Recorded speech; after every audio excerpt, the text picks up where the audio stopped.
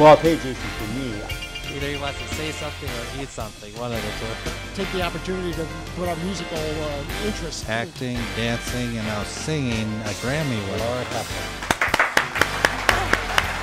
For those movies, and particularly Night Shift, and you did Gung Ho. Really? Never knew that. Okay, here we are at the Lighthouse Station Museum, and I'm again with Chris Allen, Executive Director of the Kenosha History Center. And so, Chris, let's get a little background or what we're in. Yeah. So the Kenosha County Historical Society, we operate two museums here in Kenosha right on Simmons Island. The first was the Kenosha History Center. The second museum that we operate is the Southport Light Station Museum. That's what we're in currently. And we're open Thursday through Sunday. So Thursday through Saturday, we're open 10 to 4, and Sundays we're open noon to 4. At the Light Station Museum, you can tour the Keeper's House, that's what we're currently standing in, as well as take tours to the top of the Light Tower, and on a clear day you can actually see the Chicago skyline.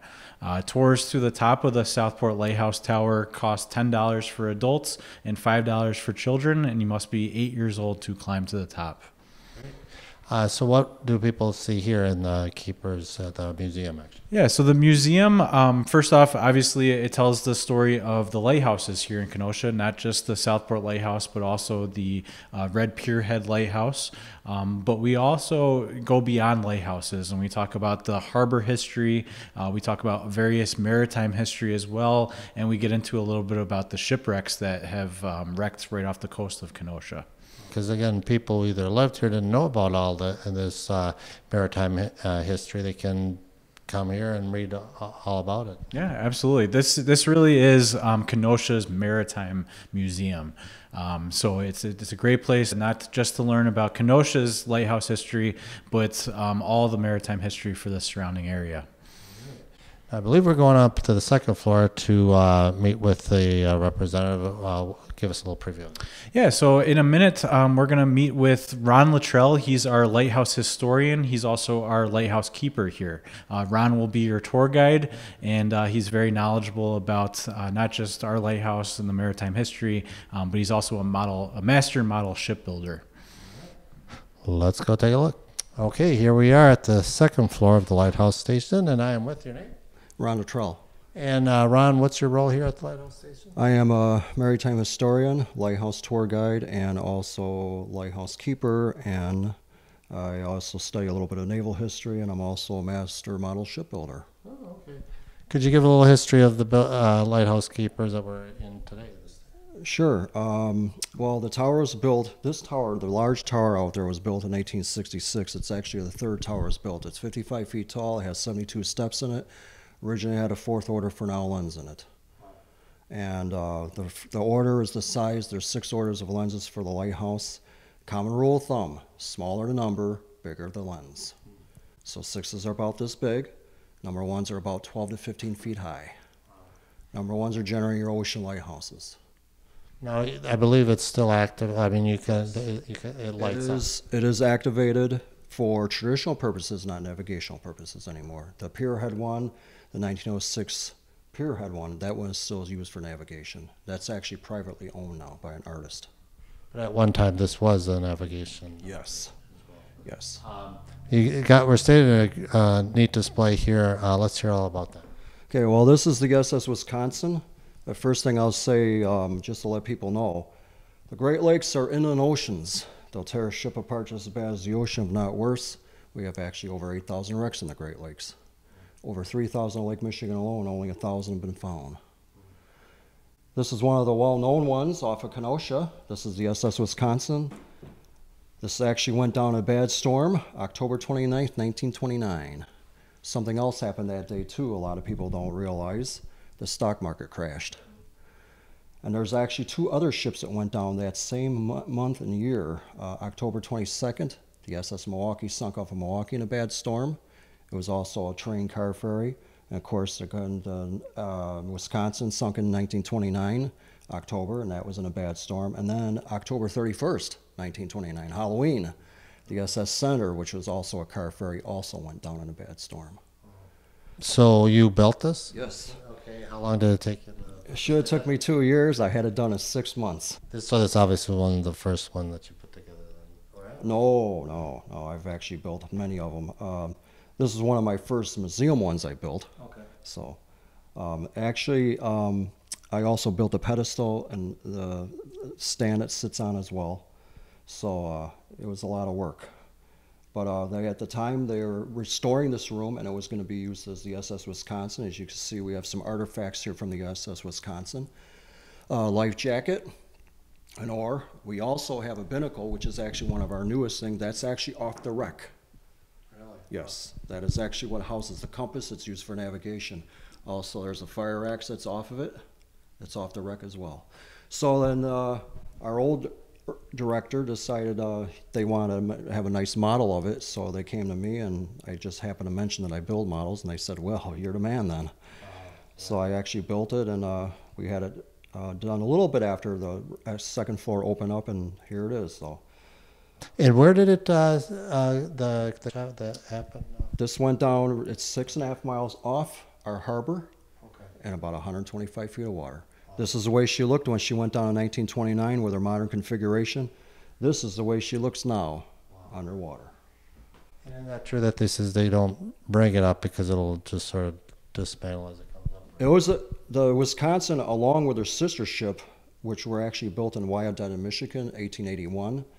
They were both iron hulls. Besides the SS Wisconsin room, what are in the other rooms here? We have a keeper's room.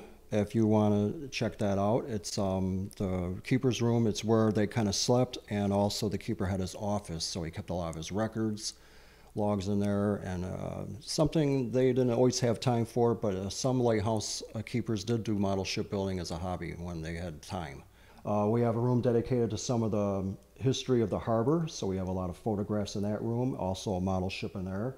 This is the SS Wisconsin room. That room over there, adjacent to this one, is actually a room on the restoration of this keeper's house. Went before and after was the earlier days when it was actually done. The last keeper here, with Edwards Knutson, the last year was 1940, and that was the last time keepers were here. And then this became a rental house. It was a halfway house for a while. It was actually a house for battered women for a while. And then the last occupation they used it for was actually a group house for girls and boys.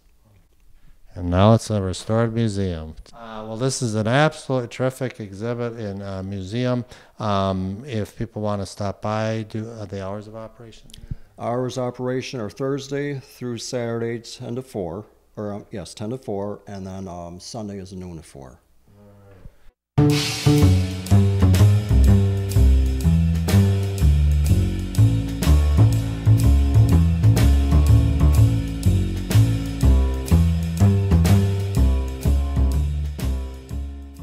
Okay, here we are at the Italian American Club for their annual dinner, and I'm with Steve Torcaso. Steve, great to see you. Let me explain, what is the event going on tonight?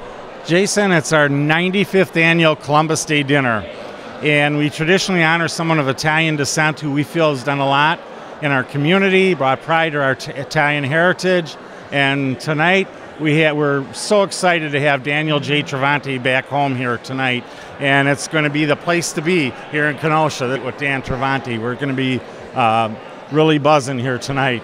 Why is the Italian American so special in the community?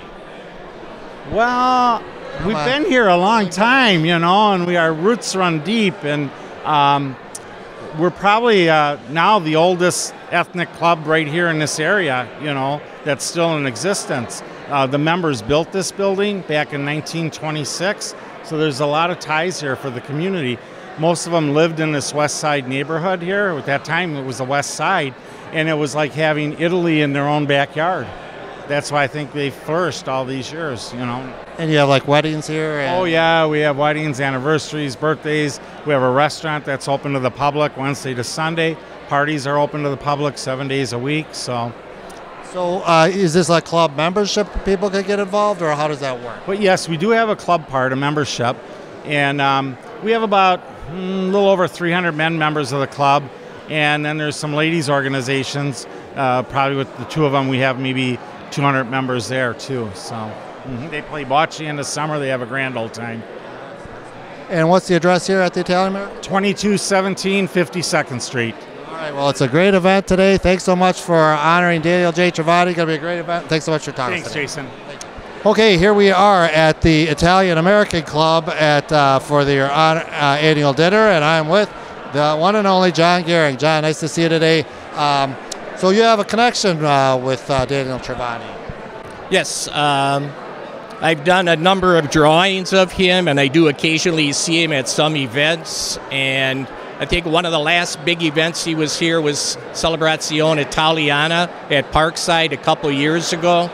I just got done talking to him. He does remember me, and I think he knew my mother's family, the Andreas. Well, what drawings are you working on now?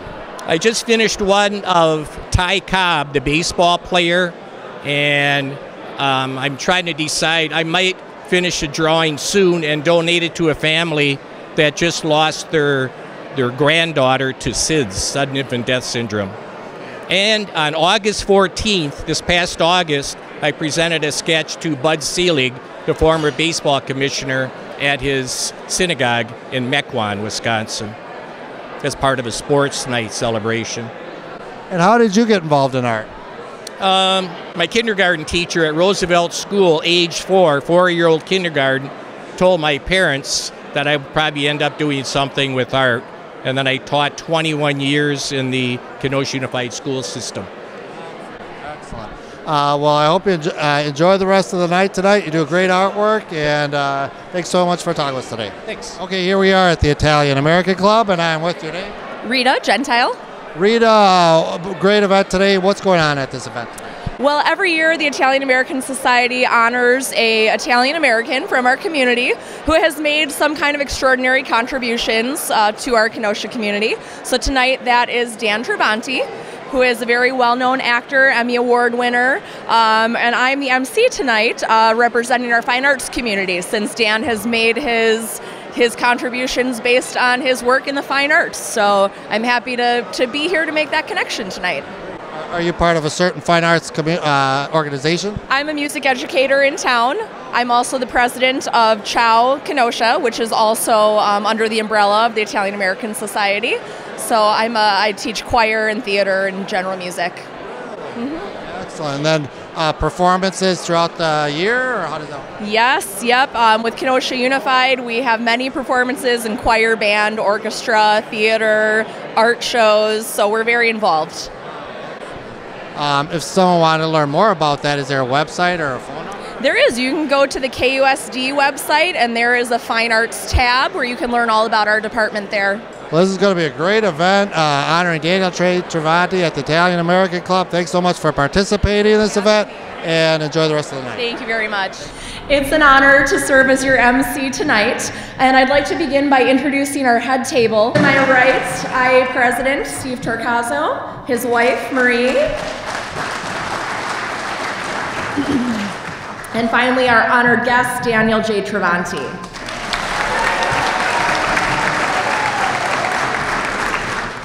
I came across that too, Dan, with the last name, because I was talking Travanti's, okay, are you the Y, are you the I? I wanted to spell it right when I mailed out the tickets, you know, so, and Dan, he stuck with it. He stuck with the I, with his God-given Italian name. Dan has brought great pride to our community, our Italian heritage, through his illustrious career as an actor, and we thank him not only for sharing his talents with us, but for staying so firmly grounded in his Kenosha roots. The Italian American Club is proud to honor you this year, Dan, and will continue to sing your praises for years to come. And we have a little something for you now, and we'll have a little something later. Let me see here. This is how I got, a lot of people ask me, how did we get Dan Travanti to be honored guest? Well, John Gehring, local artist, had brought us one of his sketches, and we have many of them in the restaurant, but one was of Dan Travanti. And one night in the restaurant, Dan's nephew Mark and Mark's mother Rita, they were in the restaurant eating, sitting under this picture. And I was here and we were talking, and I said, oh, it'd be, you know, I'd really love if Dan ever got to town, if he was come to the Italian American and could autograph this picture for us. And that was a year ago in the late fall, early winter or whatever. Well, come Valentine's Day, earlier this year, we were in the restaurant eating, my family and I, and my wife leans over and she says to me, man, she says, that guy over there looks really familiar. You know, I'm kind of always oblivious. They always tease me I'm oblivious to my surroundings. So I look over there and I say, oh my God, that's Dan Travanti. I said, I got to go over there and talk to him. So I went over and talked to him. I know his meal got cold, but, you know, and we talked about this picture, and he autographed it for me right away. And I told him about Columbus Day, how the people would love to see you here at Columbus Day and be our honored guest. And we talked back and forth. And then my people talked to his people. That was me and his nephew, Mark, over the summer. And we had to wait a little bit because, you know, Dan gets job offers and stuff, so we didn't want to announce prematurely that he was the honored guest and then he couldn't make it. So finally they gave me the okay, his schedule would be clear in October, and that's how we got Dan here as our honored guest. We just had to ask. And I have to tell you something.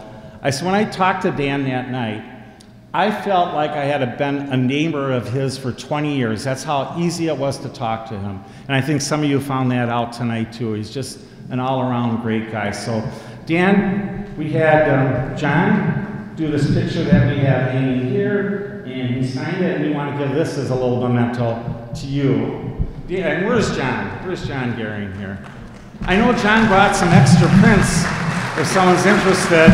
And he's going to sell them. Maybe you can have Dan sign them too after the program is done.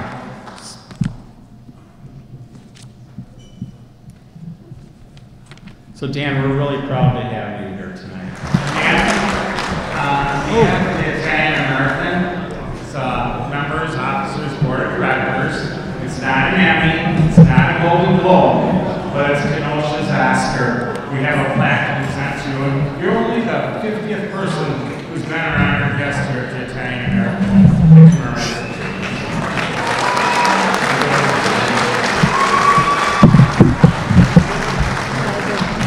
I may have gone on I did go on too long, but this is too much. It's too much, but thank you.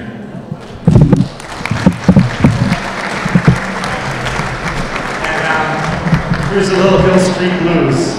Remember now that we're going home, let's be careful out there. As a parent, I know one of the most important times to be with your children is when they aren't feeling well. For many families, there's a place they can go to find the support they need. Ronald McDonald House Charities programs provide that supportive environment so families can be together while their children are dealing with serious illnesses. You can volunteer your time at a local Ronald McDonald House or drop your change in an RMHC canister. Today is a great day for all of us to show our support. To find out how you can get involved in your community, visit rmhc.org. Okay, here we are at the Italian American Club in Kenosha at their annual event, and I'm honored to be with, who's going to be honored this evening. We'll get you a young man. Daniel J. Travanti, actor, excellent, born and raised in Kenosha. Born and reared, yep, you bet. I'm a Kenosian and I'm a Badger. University of Wisconsin-Madison. Wow. And, well, you were... across the street. Yes, gone absolutely. Well, you've been here, come back all these years. What changes have you seen in Kenosha? You know what? Nothing startling except, let me see. One time I came back, it was after I've lost the years now, but what the date. But after college, I think, which was for me 58 through 61, and the American Motors plant, which was Nash when I was born in 1940, forever. Then it became American Motors. Then it became, what was it, Chrysler, Daimler, all that, I can't, big fish eating little fish. And it was gone. All my life, it loomed. It was huge. From 52nd to 60th, north to south. And from 24th to 30th, that's huge. And the big windows, multiple windows, all blue windows, no light, well, light going in, but you couldn't see in. And then stone, brick. And then I worked down 30th Avenue, right at the other end of it, the south end of it, in the motor block department, after my freshman year at the University of Wisconsin. And so when I came back, it had been in all our lives. Pa worked there. My brothers did for a period. Almost everybody in Kenosha I knew had worked at some time or other at Nash and then American Motors. And Pa worked there for 37 years, and it was gone. And it still startles me. I see that open space. I drive now to my nephew's house on the park, on Library Park, and I go down 60th, and I see it, and I think, wow, some things do change drastically. Lakefront Stadium, where we practiced. When I first played football, I was on the JVs only. I only played 3 years, and we never were allowed to practice in the stadium, Lakefront Stadium. I'm 79, but I weigh the same. Thank you. Same as when I played football. They used to talk. The Kenosha News would say, the 180-pounder. I remember. I can see it. It's still this 180-pounder. 62 years later. Okay, and we practiced back there. And I remember when that was torn down, I went, whoop, gone. Life moves on. What else? I drove down to the lakefront one day, Simmons Beach, where we used to go always at the 4th of July and sit on the hills and see the fireworks over the lake, right? And that seems to be the same. There are many buildings. On the routes I would walk from 5129 30th Avenue to grade school, to Bain Elementary down here. So this is 22nd. So 8 blocks. As a little kid with other little kids, once in a while they would drive us. And I still see some of the same places. Well, you are an excellent actor. How did you get involved acting in here, or when did that start? I always knew back here. I did not walk around the streets of Kenosha saying, "Yeah, I'm going to become an actor." Yeah, they'll punch you out, right? Kids. Oh, what do you think you are? You think you're a kid? No, I think I can do this. So I never said much, and I was a chronic overachiever in school. A's and everything, and football and a whole bunch of stuff, scholarships. And so they all thought, same old stereotype. Oh, well, this kid's going to be, I don't know, fill in the blank. Something that requires intellect and success in academia. Well, that can serve you well just as a citizen, period. As for a profession, what does it take to become an actor? I still don't know. Talent helps. A lot of people think it's the ultimate or number one or most significant. I don't think any of that. It's lucky if you have some. The rest, I use this all the time. Eddie Murphy, who's a genius, looked into the camera one night on The Tonight Show and said, "Read my lips. It's luck. It's all luck." Now, if he says that, tell that to Aaron Rodgers. Aaron Rodgers is still carrying a big chip, right? He should. You overlooked me. You didn't know that I'm this good, right?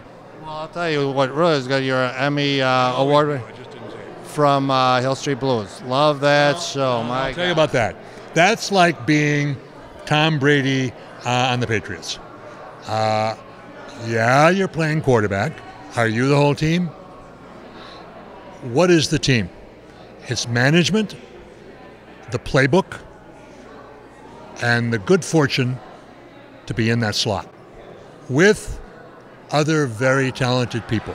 When I played football in high school, I felt like an imposter. I had big success, far outstripped my abilities. The record, I'll drive some really good stories. I loved those guys. I appreciated them. I respected them enormously. I always thought they were better than I was, which is easy, not modesty. I was just honest. And so I got to look really good. I tell all young actors that. You make everybody, what do they say about a great player? What's the best thing it can be? Make everybody else better, right? Like Kobe and others. So, what was I saying? I get lost. Get me back on track. The whole cast was that ensemble. The writing. The cast, half of which they already had in mind when they were producing it. And I was their big discovery. I came out of nowhere. They went, whoa, holy cow. If this guy can only act. And then they found out that that's really what I was, because I looked like the guy they had in mind. I sounded like him. I was, whatever image, you don't know what people are thinking about you. And until a role becomes known and maybe even indelible, you can't imagine who could be there. And then once that happens, you can't imagine anybody else, right? You say, a famous story about the Wizard of Oz, they wanted Shirley Temple. Some people here, my generation, will know. Shirley Temple was 20th Century Fox's huge star, and they wouldn't loan her out to MGM. So they said, well, we'll use Judy Garland. Yeah, terrible stuff. What a come down, right? So she got it by default. And can you imagine anybody else? No. And can anybody imagine Captain Farrell? One reason I dress this way, a couple of reasons. One is to flaunt my health, my fitness. The other one is a lot of people know me only as the guy in the three-piece suit. And I said, and I have beautiful, I was just talking to my friend Lisa. Lisa, I have gorgeous Italian suits. And here's my big brag, one of my big brags. It's always about health. A lot of people are better looking and richer, so forget about it. I have tuxedos that fit me like custom made from 30 years ago. Well, everybody does remember a powerful performance to Adam. I mean, it was. That's another one. Thank you. Did you I was lucky. What? Oh, of course. I remember when I first met him. We were in a motel in Houston, and he came across the lawn and over the hedges, and I liked him immediately. He liked me immediately. He's 7 years younger. And he... one of those thrilling, indelible, resonant, worthy experiences that'll never leave me. And again, just good fortune. People wanted to give me credit for being in a film that kicked up a few notches the entire missing and abused children's issue. That became a catalyst, a big catalyst. And I said, you know what? I have to be honest with you. I used to hold my tongue, and I thought, no, be honest. My concern was almost first and last. It has to be good. It has to be well written, or I won't do it. And it has to be a good film, please, or I'll be really disappointed. And if it does any good, that's extra. And I didn't do it. I got like 1 minute left there.